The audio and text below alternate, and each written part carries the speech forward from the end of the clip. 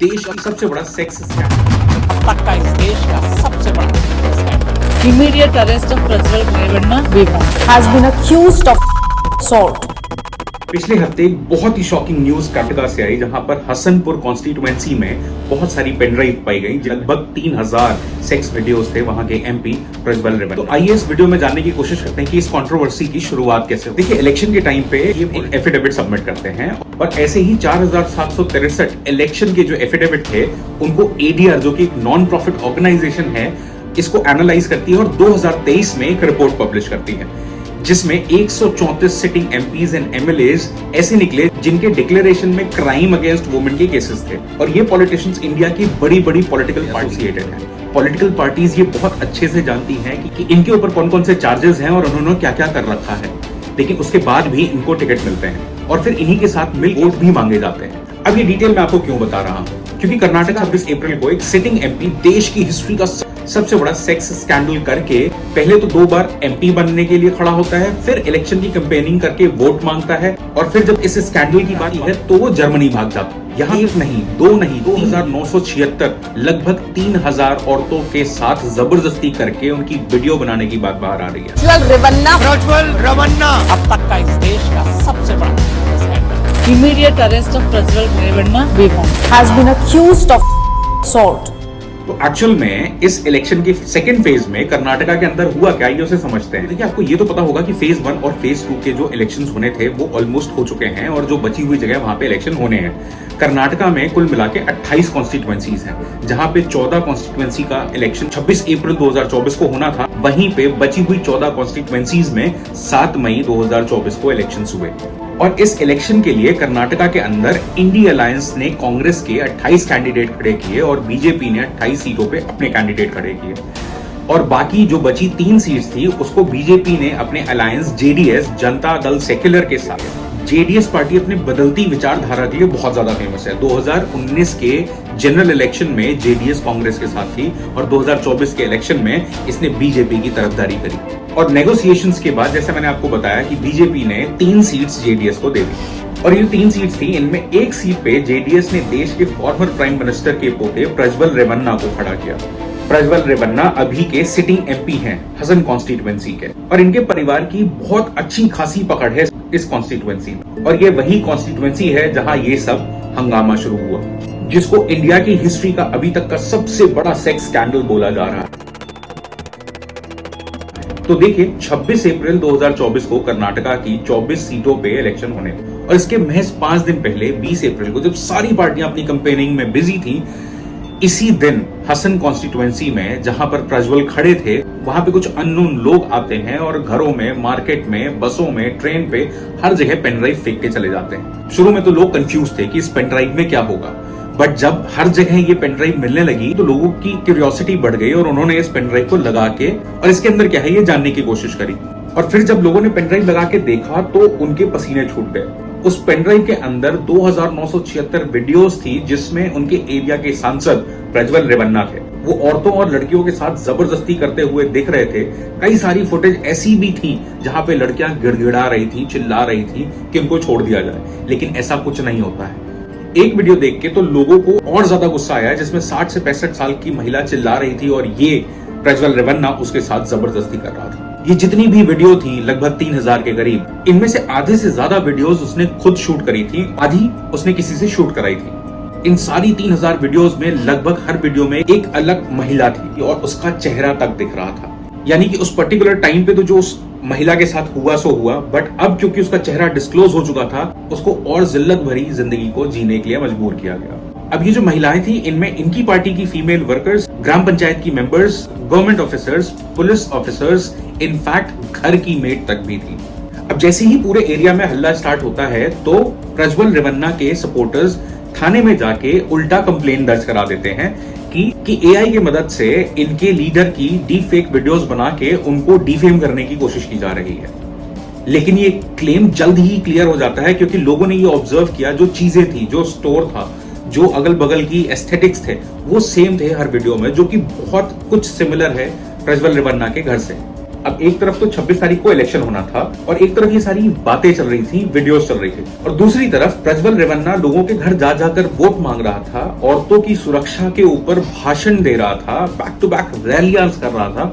तो ये सारी चीज चलती रहती हैं और इसके बाद 26 अप्रैल को इलेक्शन होते हैं। इस वीडियो का जो भी इंपैक्ट होना था वो तो हो गया, कंपेनिंग सारी हो गई और इलेक्शन खत्म हो गई। नेक्स्ट दिन यानी 27 अप्रैल को प्रज्वल रेवन्ना अपने डिप्लोमेटिक पासपोर्ट का यूज करके जर्मनी चला जाता है। 2 बजे की इनकी फ्लाइट थी और 11 बजे के करीब ये घर से निकलते हैं और ये इनके टिकट की ओरिजिनल कॉपी है। अब जैसे ही प्रज्वल 27 को जर्मनी भाग जाता है, इसके नेक्स्ट डे एक नई चीज सामने आ जाती है। 28 अप्रैल को प्रज्वल रेवन्ना के घर में काम करने वाली एक ही मेड होले नारासीपुर टाउन के पुलिस स्टेशन में पहुंचती है और एफआईआर दर्ज कराती है बाप बेटे के नाम पे। वो कहती है कि प्रज्वल के घर में वो काम करती थी। उसके स्टेटमेंट के हिसाब से ये था कि प्रज्वल का डर घर की मेड्स में बहुत ज्यादा था और कंप्लेन में आगे ये भी कहा गया है कि वो प्रज्वल मेड्स के साथ जबरदस्ती करता था। और जब इस चीज से परेशान होकर इस मेड ने प्रज्वल के फादर से जाके कंप्लेन करने की कोशिश करी तो उसकी बातें सुन के उसकी मदद करने के बजाय प्रज्वल के फादर भी उसके साथ जबरदस्ती करने की कोशिश करने लगते हैं। तो इसलिए इस एफआईआर में बाप और बेटे दोनों का नाम है। इसमें सीधा सीधा क्वेश्चन जो कि पुलिस का, वहां के लोगों का और हम सब का होगा कि ये कंप्लेन अभी क्यों। तो उसने कहा कि ये जो वीडियो वाली सारी खबरें सामने आई तो उसके अंदर हिम्मत आ गई इस चीज को रिपोर्ट करने की। और फिर इसी कंप्लेन के आधार पर प्रज्वल और उसके फादर पर under IPC section 354A, 354D, 506, 509 के तहत एफआईआर दर्ज हो जाती है।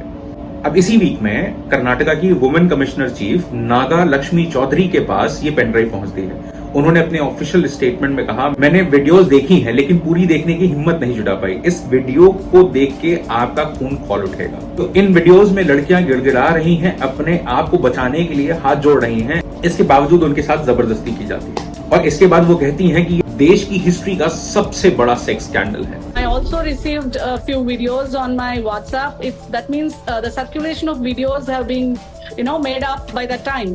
And then when I went through all that, then I felt I was very sensitive about those victims who are there in those videos. Nagalakshmi ji ने इसके बाद कर्नाटका के चीफ मिनिस्टर और होम मिनिस्टर को लेटर लिखा कि इस बारे में तहकीकात करना बहुत जरूरी है। और इसके तुरंत बाद ही एक एसआईटी टीम बनाई जाती है जिसका सोल पर्पस था इस केस को फास्ट ट्रैक करके गहराई तक इन्वेस्टिगेट करना। अभी एसआईटी टीम थी, इसमें 18 सीनियर पुलिस ऑफिसर्स को इंक्लूड किया गया, जिसको हेड कर रहे थे वहां के additional director general of police and CID chief Vijay Kumar Singh. इनके साथ साथ 2 सीनियर वुमेन आईपीएस ऑफिसर्स को भी इस टीम में रखा गया। लेकिन कहानी यहाँ पे खत्म नहीं होती है। इनफैक्ट यहाँ से एक नया ट्विस्ट आता है, क्योंकि ये वीडियोस लगभग 4-5 साल पुराने थे, लेकिन इनको संभाल कर रखा गया एक स्पेसिफिक टाइम के लिए जब इन्हें पब्लिक किया गया। इसको इन वीडियोस को पब्लिक करने की जो टाइमिंग थी वो इलेक्शन के पास रखी गई और इस चीज को लेके पॉलिटिक्स स्टार्ट हुई और जो कहानी बाहर आई वो बहुत ही ज्यादा यूनिक है। प्रज्वल रेवन्ना के घर पे एक ड्राइवर काम करता था जिसका नाम कार्तिक था। कार्तिक पहले प्रज्वल रेवन्ना के फादर के साथ काम करता था और बाद में वो प्रज्वल रेवन्ना के साथ काम करने लगा। कार्तिक रेवन्ना फैमिली का बहुत ही ज्यादा ट्रस्टेड मेंबर था और यहाँ तक कहा जाता है कि जो बेनामी प्रॉपर्टीज होती थी वो कार्तिक के नाम कर दी जाती थी। और इसको प्रज्वल रेवन्ना के बारे में सब कुछ पता था। प्रज्वल रेवन्ना के हर मोबाइल डिवाइस का एक्सेस भी उसके पास था। ऐसे ही साल 2022 में इस ड्राइवर के नाम नासीपुरा में 16 एकड़ की जमीन जो थी वो इसके नाम कर दी गई और ड्राइवर का कहना है सारे पेपर इसके पास है और ये जमीन इसकी है। लेकिन लोग जो कहते हैं उनका ये कहना है कि ये रेवन्ना फैमिली की है, उन्होंने इसको ये जमीन दी होगी और बाद में जब ये वापस मांग रहे होंगे तो ये इशू कर रहा है। तो यही जो 16 एकड़ की जमीन थी यही पूरी कंट्रोवर्सी की जड़ बनती है। तो अब होता क्या है कि रेवन्ना फैमिली इस ड्राइवर कार्तिक से इस जमीन को बेच के पैसा वापस मांगती है। लेकिन तो ड्राइवर पहले कुछ दिन तो रेवन्ना फैमिली को घुमाने की कोशिश करता है, लेकिन जब वो देखता है बात हद से ज्यादा बढ़ रही है तो मार्च 2023 में वो नौकरी छोड़ देता है। इसके बाद ड्राइवर को बहुत सारी धमकियां मिलती हैं, उसको किडनैप करने की कोशिश की जाती है और इसके बाद ड्राइवर कोर्ट चला जाता है और वहां जाके वो सारे डॉक्यूमेंट्स दिखाता है और केस कर देता है कि ये जमीन इसकी है और इस जमीन को प्रज्वल रेवन्ना जो है वो जबरदस्ती हड़पने की कोशिश कर रहे हैं और इसे डरा धमका रहे हैं। क्योंकि ये इतना ट्रस्टेड मेंबर था तो प्रज्वल रेवन्ना के सारे मोबाइल डिवाइसेस का एक्सेस इसके पास था। तो इसने क्या किया कि प्रज्वल रेवन्ना के फोन से, लैपटॉप से या वो सारी मोबाइल डिवाइसेस से जहां पे ये वीडियो सेव थी उसने एक पेन ड्राइव में सेव कर लिया। और क्योंकि इस ड्राइवर के पास प्रज्वल की ये सारे वीडियोस थे, ये वीडियोस बहुत बड़ा मोटिव बने इस ड्राइवर को कोर्ट में केस करने के लिए। अब इसके बाद जो हुआ वो आप लोग खुद ही डिसाइड करो कि कौन सी पॉलिटिकल पार्टी यहाँ पे सही है या कौन सी पॉलिटिकल पार्टी यहाँ पे गलत है। 2019 के चुनाव में जेडीएस कांग्रेस के साथ, तो ये कार्तिक जो ड्राइवर था इसने एडवांटेज लेने के लिए बीजेपी नेता को कांटेक्ट करने का सोचा। ये वो अपने फायदे के लिए कर रहा था और इस उम्मीद से भी कर रहा था कि उसको मदद मिलेगी। तो पहले ये ड्राइवर बीजेपी के एक नेता देवराज गौड़ा के पास जाता है, जो बाय प्रोफेशन एक लॉयर हैं, और इन्होंने प्रज्वल रेवन्ना के अगेंस्ट इलेक्शन भी लड़ा, हालांकि जिसमें ये हार गए थे। दूसरे बीजेपी नेता ए मंजूनाथ के पास भी गया। अब ए मंजूनाथ भी वो नेता थे जिन्होंने प्रज्वल के ऊपर पहले केस कर रखा था, लेकिन आगे जाके ए मंजूनाथ जेडीएस ज्वाइन कर लेते हैं तो वो पिक्चर से बाहर हो जाते हैं। इसीलिए कार्तिक ने फिर देवराज गौड़ा को ज्यादा अग्रेसिवली कांटेक्ट करने की कोशिश करी। फिर देवराज गौड़ा इसका केस लड़ते हैं और इसी दौरान ड्राइवर इन्हें इन सारी फोटोज और वीडियोस के बारे में बताता है। इस ड्राइवर ने एक पेन ड्राइव में सेव कर रखा है और इसी दौरान प्रज्वल रेवन्ना को यह पता चल जाता है कि ड्राइवर ने कोर्ट में इनके अगेंस्ट एक केस किया है और वहां पे इस पेन ड्राइव का बेनिफिट लेने की कोशिश की जा रही है। तभी प्रज्वल 1 जून 2023 को कोर्ट पे पहुंच जाता है और कहता है कि उसके कुछ एडिटेड वीडियोस हैं और एक प्लानिंग के तहत अपने पॉलिटिकल मोटिव को पूरा करने के लिए ये बाहर लाई जा रही हैं। इसको यूज करके आगे चल के मुझे बदनाम किया जाएगा। क्योंकि प्रज्वल एक सिटिंग एमपी था, इसीलिए कोर्ट ने दूसरे ही दिन 2 जून 2023 को कोर्ट ने 86 मीडिया एंटिटीज को 3 इंडिविजुअल जिसमें एक ड्राइवर भी था उनके ऊपर स्टे लगा देती है कि इस वीडियो से रिलेटेड कोई भी चीज बाहर नहीं आ सकती। ना तो कोई न्यूज में इसके बारे में पब्लिश कर सकता है, ना ही किसी को शेयर कर सकता है। अब यहां से क्या हुआ कि सारे मीडिया हाउसेस और ड्राइवर के हाथ बन गए। अब इस स्टे के बाद देवराज गौड़ा ने एक आखिरी मूव चलने की कोशिश करी, जहां पे उन्होंने ड्राइवर को कन्विंस किया कि वो पेन ड्राइव उन्हें दे, जिससे वो पेन ड्राइव लेके वो कोर्ट में ले जाके दिखा सकें और वहां से हो सकता है प्रज्वल रेवन्ना के ऊपर कोई एक्शन कोर्ट ले। उसके बाद तो होता क्या है कि देवराज गौड़ा ने एक लीगल डॉक्यूमेंट साइन कराया इस ड्राइवर से और पेन ड्राइव अपनी कैपेसिटी में ले ली। और मैं जो सारी बातें बता रहा हूं ये बातें मैं एज इट इज कोट कर रहा हूं जो कि ड्राइवर ने एक वीडियो में बताई है। इसके बाद 2023 में पता चलता है कि जेडीएस ने कांग्रेस का हाथ छोड़कर बीजेपी के साथ आ गई और सीट शेयरिंग में पता चलता है इनमें से एक सीट में प्रज्वल रेवन्ना को खड़ा किया जा रहा है। अब ये सारी चीजें देखकर देवराज गौड़ा और ड्राइवर उन दोनों का दिमाग खराब हो जाता है। देवराज गौड़ा ड्राइवर को समझाता, अगर कोर्ट से जस्टिस नहीं मिल रहा है तो जस्टिस हम दूसरे तरीके से लेंगे। प्रज्वल को ये जो सीट मिली है हम इसको कैंसिल करवा देंगे।